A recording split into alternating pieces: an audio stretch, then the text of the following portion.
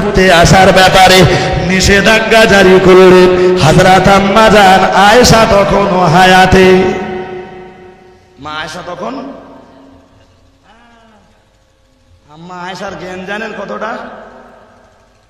জি, জগতের কত মদ্দা লোক তার কাছে হার মেনেছে, সময় লাগে।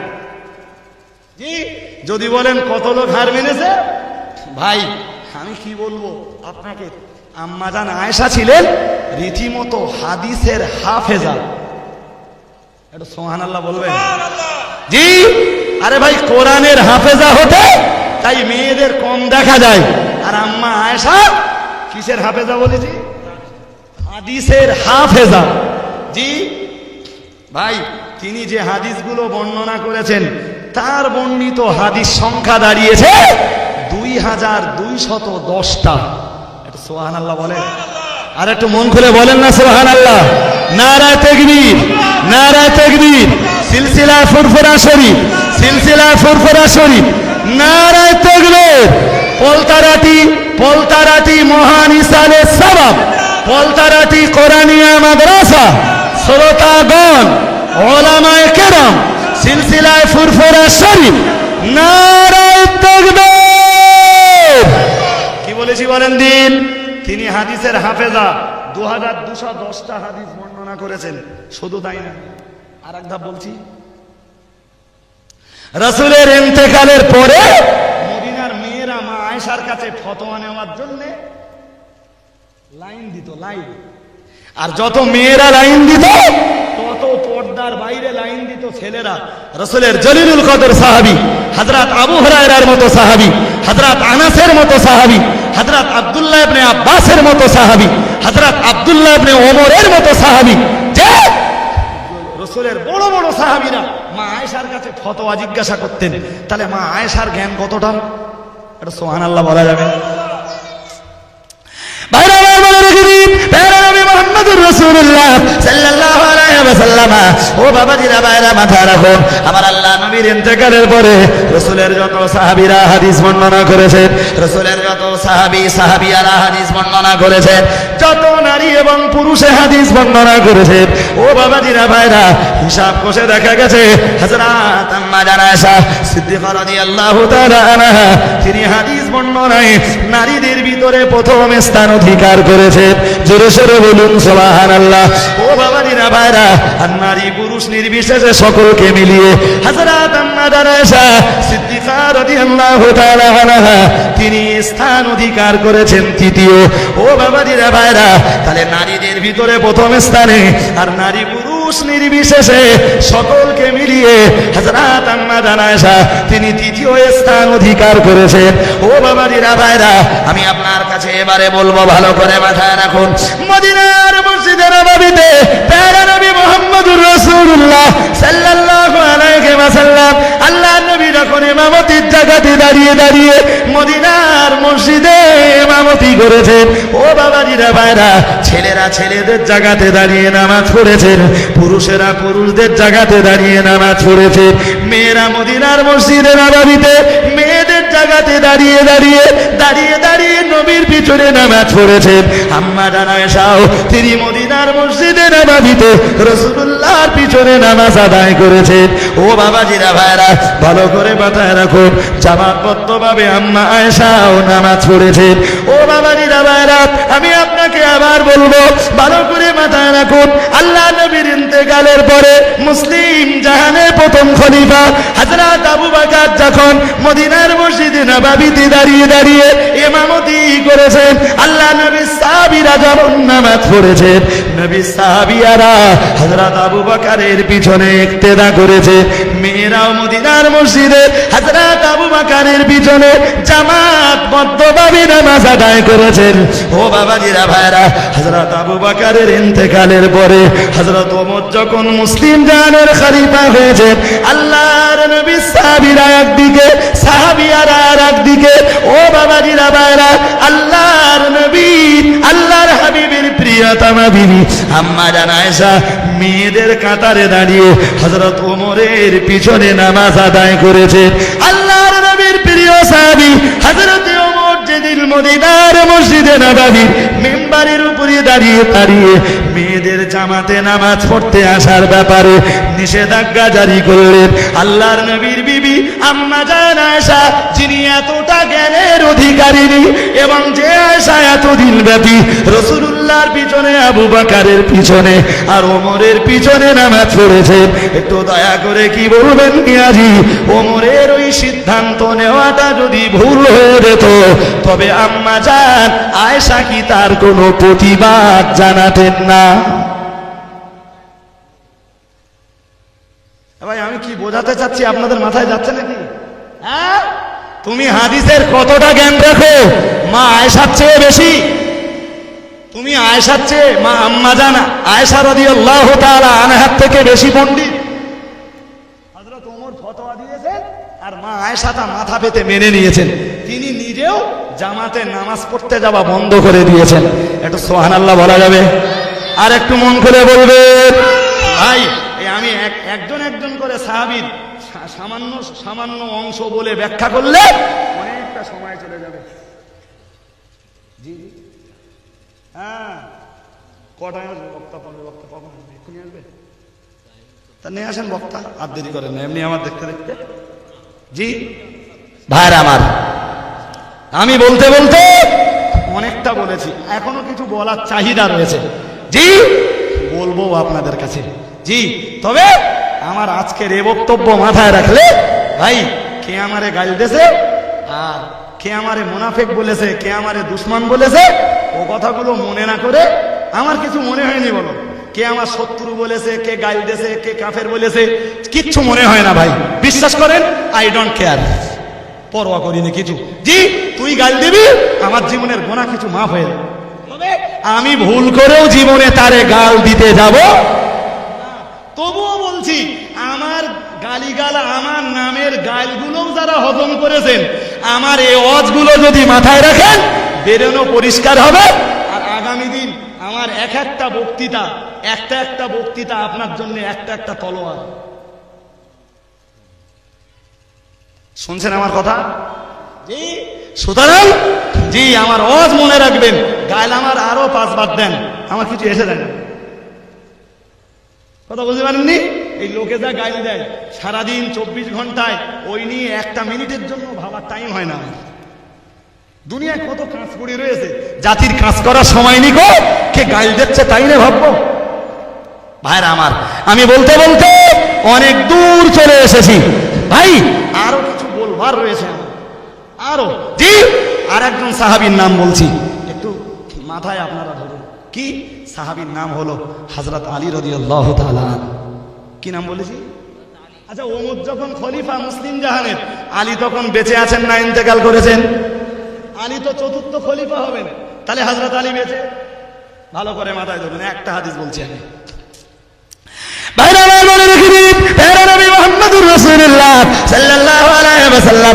আমার আল্লাহ নবী হাদিস শরীফের ভিতরে জানিয়েছেন, হে দুনিয়ার মানুষ মনে রাখো, আমি মুহাম্মাদুর রাসূলুল্লাহ সাল্লাল্লাহু আলাইহি ওয়াসাল্লাম, আমি আল্লাহ নবী তোমাদেরকে বললাম, আমি আল্লাহ পাকের হাবিব বলে দিলাম, আনা মাদিনাতুল ইলমি ওয়া আলিয়ুম বাবুহা, আও কামা ক্বালা আলাইহিস সালাম। প্রিয় নবী মুহাম্মাদুর রাসূলুল্লাহ সাল্লাল্লাহু আলাইহি ওয়াসাল্লাম, আমার আল্লাহ নবী হাদিস শরীফের ভিতরে জানান, আনা মাদিনাতুল ইলমি, আমার আল্লাহ পাকে নবী জানিয়েছেন আমি হলাম ইলমের শহর। আমার আল্লাহ নবী পরেই বললেন, ও আলিয়ুম বাবুহা, আর আমার আলী হলেন ওই শহরের দরজা। জোরে সোরে বলুন সুবহানাল্লাহ। ও বাবাজিরা ভাইরা, তাহলে রাসূলুল্লাহ হলেন জ্ঞানের শহর, আর ওই শহরে প্রবেশ করার দ্বার হলেন হযরত আলী, দরজা হলেন হযরত আলী। আমি আপনাকে এজন্যই বলবো, নবীর জ্ঞানের শহরের ভিতরে যদি ঢুকতে হয়, তাহলে আলীর দরজা দিয়ে ঢুকতে হবে।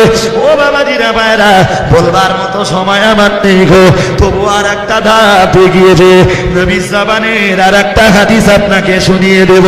আল্লাহর নবী, দিনের নবী মুহাম্মদুর রাসূলুল্লাহ সাল্লাল্লাহু আলাইহি ওয়াসাল্লাম, আল্লাহ নবী হাদিস শরীফের ভিতরে জানান, হে দুনিয়ার মানুষ মনে রাখো, আমি রাসূলুল্লাহ তোমাদেরকে বললাম, ইন্নাল জান্নাতা তাশতাকু ইলা সালাসাতিন। আল্লাহ নবী জানিয়ে দিয়েছেন, আল্লাহর দয়ার জান্নাত দুনিয়ার 3টি মানুষের জন্য অপেক্ষা করে। আল্লাহ দয়ার জান্নাত দুনিয়া তিনটি মানুষের জন্য আকাঙ্ক্ষা করে। আল্লাহ নবী ওই তিনজন মানুষের নাম বলতে দিয়ে নবী আমার এক নম্বরে বললেন আমার আলীর জন্য আল্লাহ পাকের দয়ার জান্নাত অপেক্ষা করে, আল্লাহর দয়ার জান্নাত আকাঙ্ক্ষা করে। ও বাবাজিরা ভাইরা, তাহলে আল্লাহর দয়ার জান্নাত যে আলীর জন্য অপেক্ষা করে, আর যে নবীর যে প্রিয় সাহাবী হযরত আলী রাদিয়াল্লাহু তাআলা আনহু নবীর জ্ঞানের শহরে প্রবেশ করার দরজা, হযরত আলী তখন জীবিত রয়েছেন। হযরত ওমর মদিনার মসজিদে নববীতে দাঁড়িয়ে মেয়েদের জামাতে নামাজ পড়ার ব্যাপারে নিষেধাজ্ঞা জারি করেছেন। ও বাবাজিরা ভাইরা, একটু দয়া করে কি বলবেন মিয়াজি, হযরত ওমরের সিদ্ধান্ত নেওয়া যদি ভুল হয়ে থাকে তাহলে হযরত আলী তো ভুলটা ধরে দিতে পারতেন। কথা ঠিক না ঠিক? তা নবীর এত সাহাবীরা বেঁচে রয়েছেন, ওমরের ভুল হচ্ছে কেউ ধরতেছে না কি? নাকি বলবেন যে ওমর মুসলিম জাহানুর খলিফা বলে ভয়ে কেউ কথা বলছেন না, তাই বলবেন? একবার বলে দেখেন কি করি। জি, এ চরিত্র আমাদের মতো মুসলমানের চরিত্র নয়, তাদের চরিত্র। জি, আমরা যেমন ও রজবাড়ি ভুল করেছে, সম্মানের মানুষ, ইজ্জতের লোক, খবরদার বলিস নে, হুজুর বলো। যে রাসূলের সাহাবীরা, আরে হযরত ওমর মদিনার মসজিদে নববীর মেম্বারে দাঁড়িয়েছেন, ওমরের জামাটা একটু বড়, প্রায় পায়ের গাঁট পর্যন্ত পড়েছে, প্রায়। জি, মাথায় রাখুন, রাসূলের একজন সাহাবী উঠে দাঁড়িয়েছেন, ওমর সবে খুতবা নিয়ে দাঁড়িয়েছেন, জুমার দিনে খুতবা দেবেন। রাসূলের একজন সাহাবী দাঁড়িয়ে বলছেন, হুজুর খুতবা পরে পড়বেন, আগে আমার একটা প্রশ্ন আছে, প্রশ্নের জবাবটা দিয়ে ফেলুন।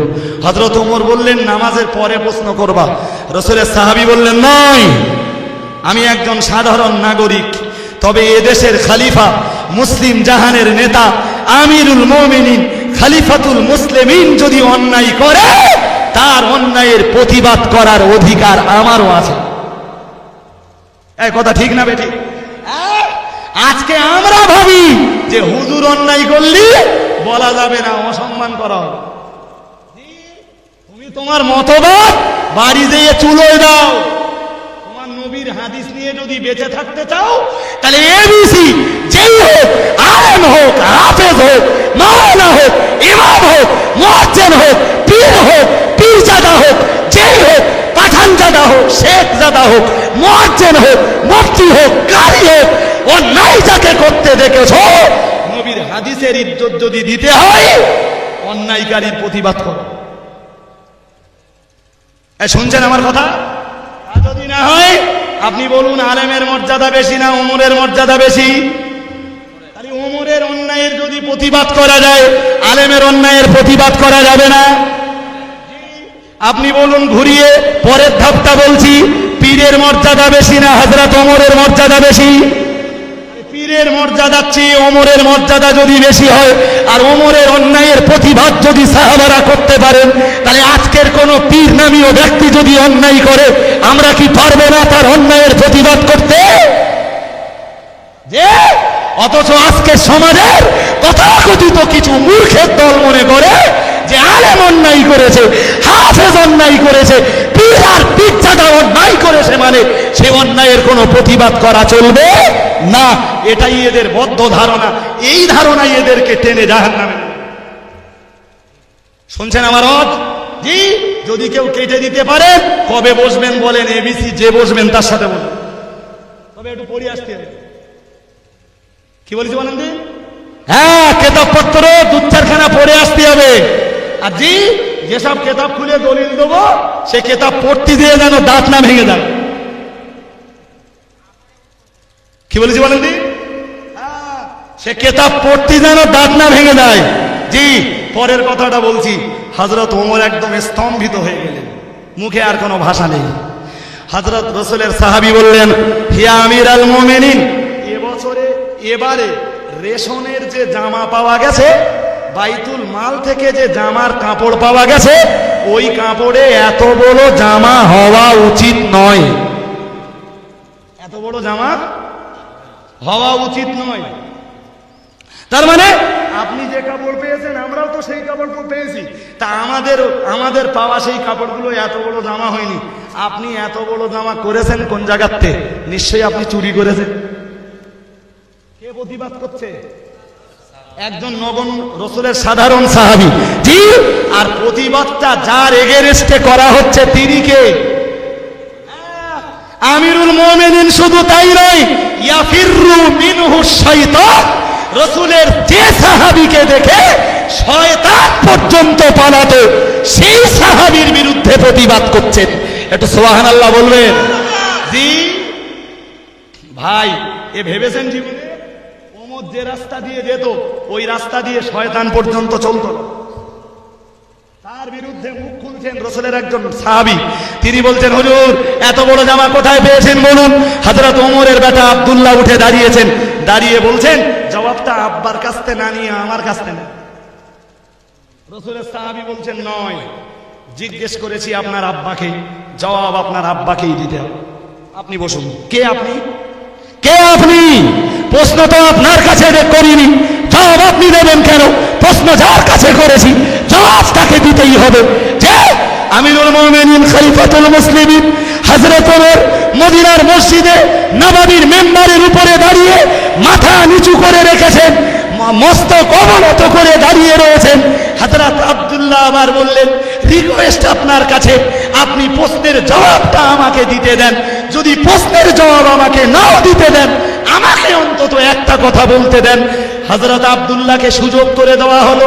রসুলের প্রিয় সাহাবী হযরত আব্দুল্লাহ ইবনে ওমর, ওমরের বেটা আব্দুল্লাহ উঠে দাঁড়িয়ে বললেন, এবারে রেশনে যে জামার কাপড় পাওয়া গেছে, বাইতুল মাল থেকে যে জামার কাপড় পাওয়া গেছে, আমার আব্বা একটা কাপড় পেয়েছেন আর আমি আর একটা কাপড় পেয়েছি, দুটো কাপড় এক জায়গায় করে এবার আমার আব্বার একটা বড় জামা করে দিছি।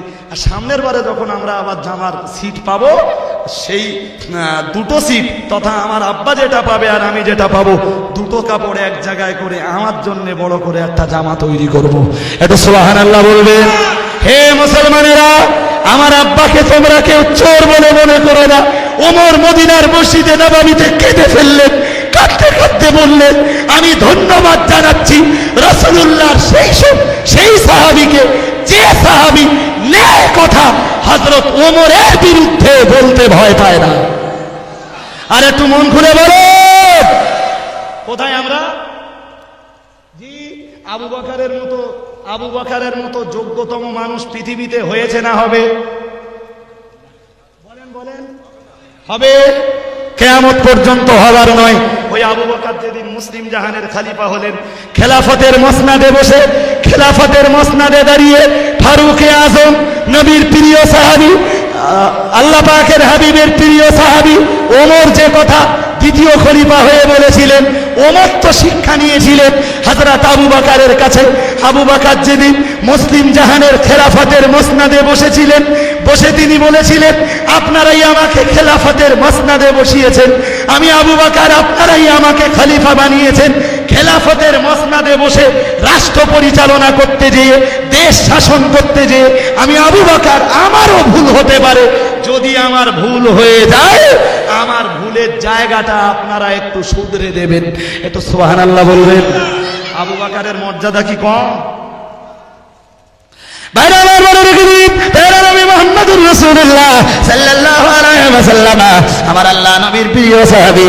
ও বাবাজিরা, ভাইরা, আমার আল্লাহ নবী হাদিস শরীফে জানিয়েছেন, লাউ জানা ঈমানু আবী বকরিন লাযাদা ঈমানুহু, আও কামা ক্বালা আলাইহিস সালাম। প্রিয় নবী মুহাম্মদুর রাসূলুল্লাহ সাল্লাল্লাহু আলাইহি ওয়াসাল্লাম, আমার আল্লাহ নবী হাদিস শরীফের ভিতরে জানান, লাউ জানা ঈমানু আবী বকরিন, আমার আল্লাহ পাকের হাবিব জানিয়েছেন, সারা দুনিয়ার মানুষগুলোর ঈমান যদি দাড়ি পাল্লার একটা দিকে চাপিয়ে দেওয়া হয়, আমার আল্লাহ নবী পরেই বললেন, লাযাদা ঈমানুহু, এক মুহূর্তের ভিতরে আমার আবু বকরের ঈমানের পাল্লাটা ভারী হয়ে যায়।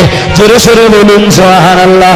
ও বাবাজিরা, ভাইরা, তিনি মানুষকে বেয়াদব বলে তাড়িয়ে দিলেন না, তিনি একবারও বললেন না আমার এগেনস্টে আপনারা জীবনে আঙুল তুলবেন না, আমার অন্যায়ের প্রতিবাদ করবেন না, এ কথা মানুষকে শেখালেন না। তিনি মুসলিম জাহানের খেলাফাতির মাসনাদে বসে বললেন, আমি আবু বকর আমারও ভুল হতে পারে, আমি আবু বকর যদি আমার কোনো ভুল আপনাদের দ্বারাতে ধরা পড়ে, আমি আবু বকর আপনাকে বলে দিলাম আমারে যদি শুধরে দেয়, আমি আবু বকর অবশ্যই আপনাদের ধরে দেওয়া ভুলটাকে শুধরে নেব। জোরে সোরে বলুন সুবহানাল্লাহ। ও বাবাজিরা আমারা, বলবার মতো সময় আমার নেই গো, দেখতে দেখতে অনেকক্ষণ বলে ফেলেছি। আমি আবার একটি কথা আপনাকে শুনিয়ে দেব। প্রিয় নবী মুহাম্মদুর রাসূলুল্লাহ সাল্লাল্লাহু আলাইহি ওয়াসাল্লাম, আল্লাহ নবী মদিনার মসজিদে নববীতে দাঁড়িয়ে নামাজ পড়াচ্ছিলেন। সাহাবীরা কাতারে কাতার দিয়ে নবীর পিছনে দাঁড়িয়েছেন।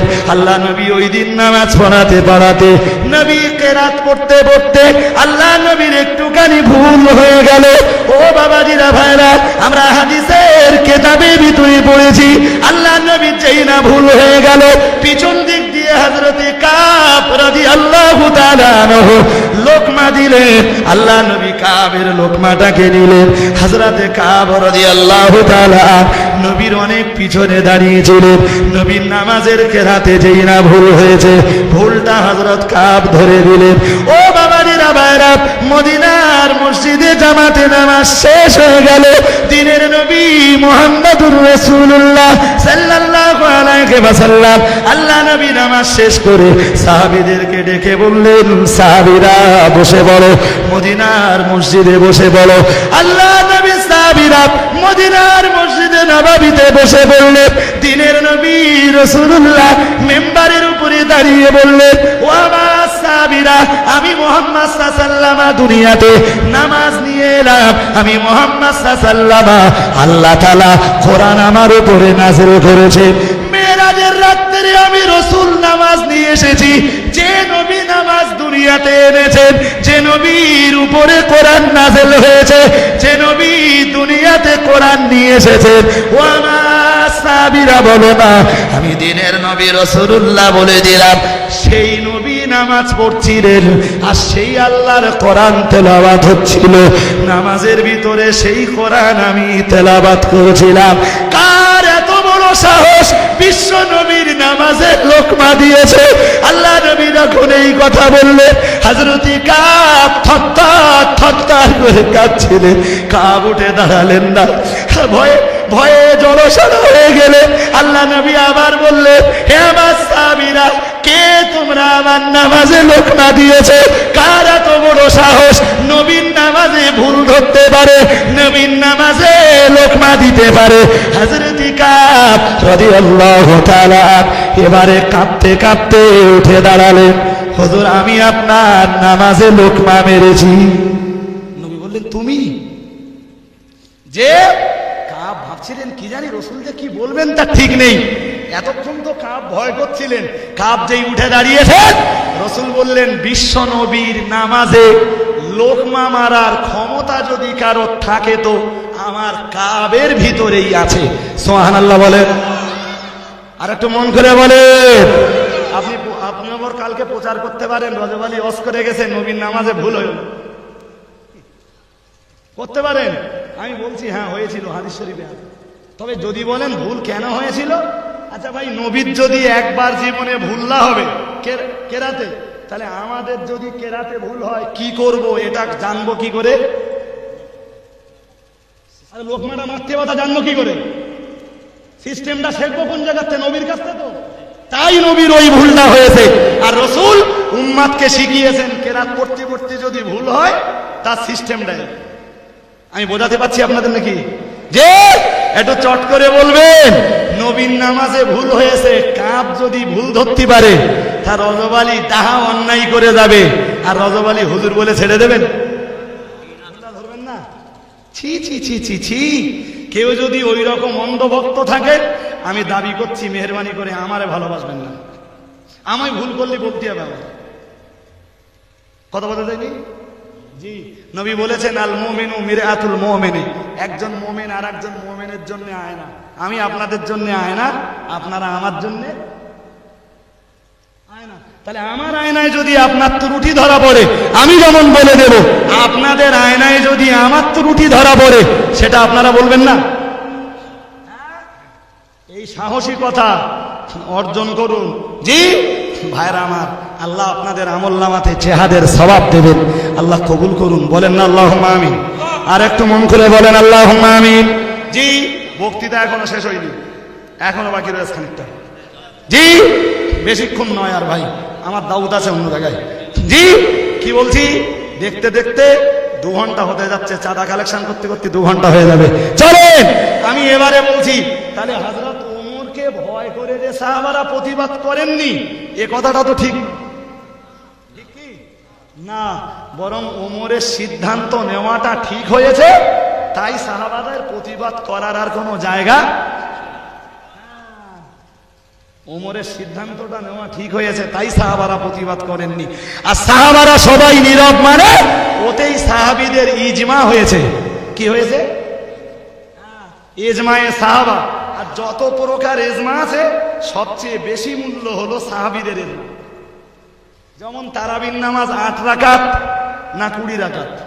জি, সালাফি নামাজাবিরা 8 রাকাত পড়ে, জাকির নায়েক 8 রাকাতের প্রবক্তা।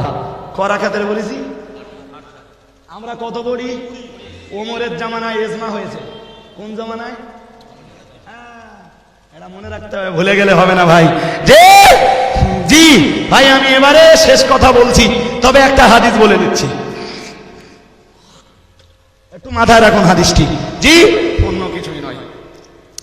ভাইরা আমার গরিব প্যারা নবী মুহাম্মদুর রাসূলুল্লাহ সাল্লাল্লাহু আলাইহি ওয়াসাল্লাম, আমার আল্লাহ নবী হাদিস শরীফের ভিতরে জানান, হে দুনিয়ার মানুষ মনে রাখো, আমি মুহাম্মদুর রাসূলুল্লাহ সাল্লাল্লাহু আলাইহি ওয়াসাল্লাম বলে দিলাম, আমি আল্লাহ পাকের হাবিব বলে দিলাম, আশারাতুন ফিল জান্নাতি, আমার আল্লাহ পাকে নবী জানিয়েছেন দুনিয়ার মাটিতে আমি রাসূলুল্লাহ আমার 10 জন সাহাবীকে আল্লাহ পাকের দয়ার জান্নাতের সার্টিফিকেট দিয়ে যাব।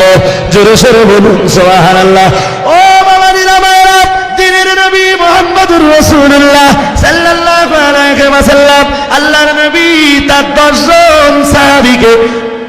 জন সাহাবীকে আল্লাহর দয়ার জান্নাতে সার্টিফিকেট দিয়েছেন। ও বাবাজিরা ভাইরা, আল্লাহ নবী 1 নম্বরে বলেছেন আবু বকরিন ফিল জান্নাহ, আমার আবু বকর জান্নাতে যাবে। নবী 2 নম্বরে বলেছেন ওমরু ফিল জান্নাহ, আমার ওমর জান্নাতে যাবে। ও উসমানু ফিল জান্নাহ, আমার ওসমান জান্নাতে যাবে।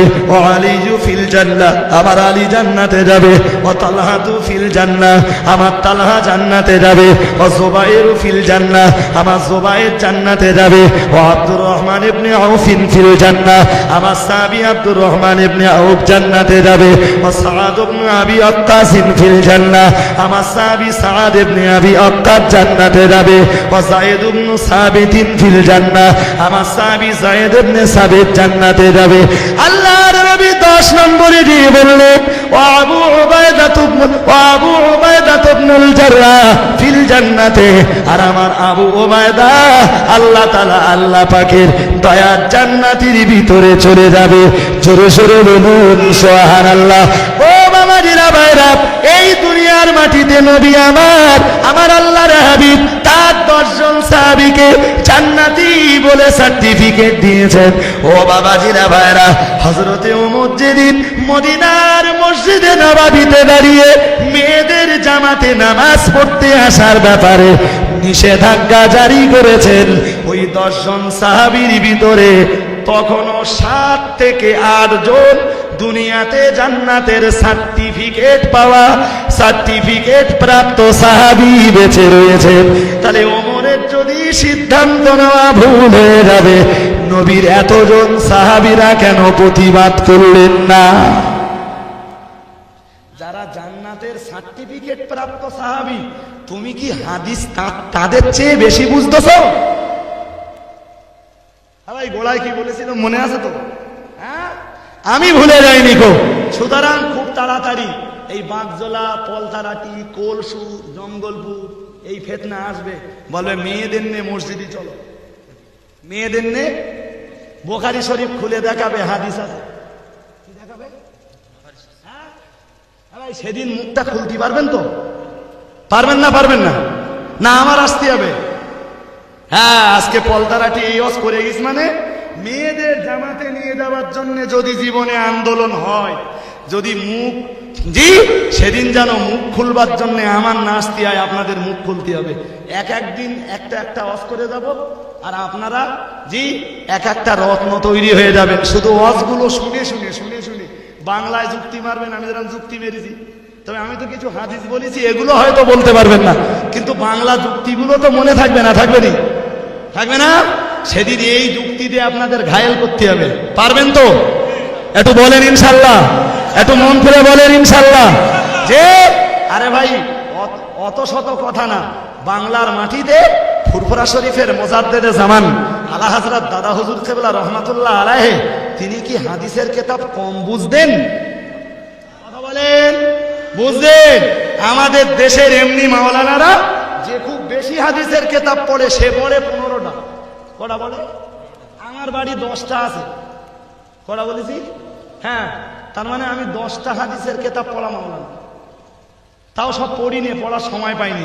জি ফুরফুরা শরীফের মুজাদ্দেদে জামান মক্কা শরীফ মদিনা শরীফ থেকে তিনি 40 খানা হাদিসের কিতাবের সনদপ্রাপ্ত আলেম।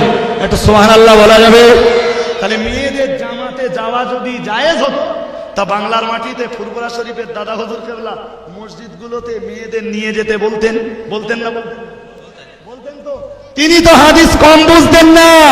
আরে বোকা, তুমি হাদিসের কিতাব দেখাচ্ছ, তুমি কি এদেশের মাটিতে ফুরফুরা শরীফের দাদা হুজুর পীর কেবলা রহমাতুল্লাহ আলাইহি হচ্ছে বড় পণ্ডিত? সুতরাং সাবধান। ওই যে একটা ফেতনা ছড়াচ্ছে না, বলে মাটির তৈরি না নূরের তৈরি। ওর একদিন মুখোশ খুলবো। কি বলেছি? ওর একদিন মুখোশ খুলে দেবো ইনশাল্লাহ। তৈরি থাকুন।